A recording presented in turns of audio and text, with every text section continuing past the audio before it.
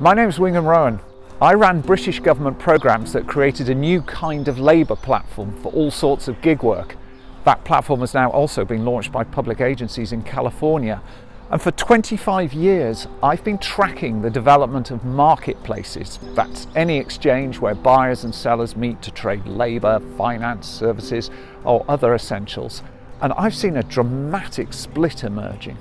At the top of the economy, inside these buildings, international financial institutions have built themselves markets that use new technologies to create incredible depth, breadth, actionable data, risk mitigation tools, proactive opportunity seeking facilities, and all for the tiniest charges.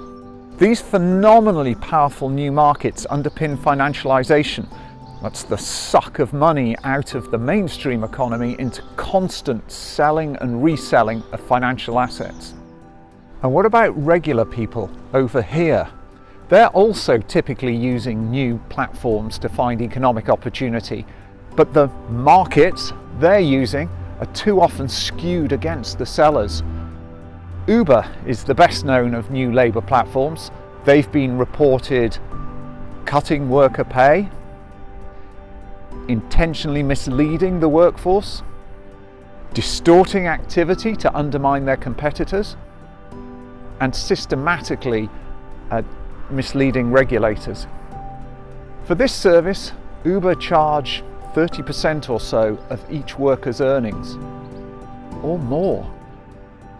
Uber is not an outlier in today's labour platforms.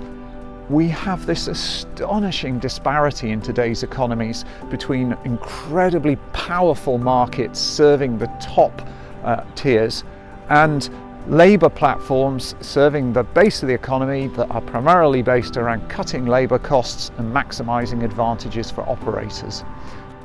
It's a tragedy because modern marketplace technologies could do so much for regular people in uncertain times.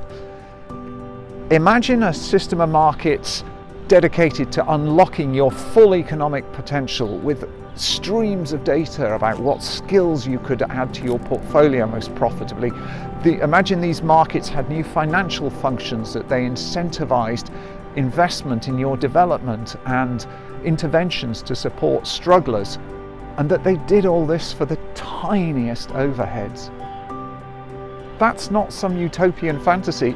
It's commercially and technologically viable, but the private sector can't do it alone. It requires a policy that we call Modern Markets for All. Read about it in my CIGI policy brief.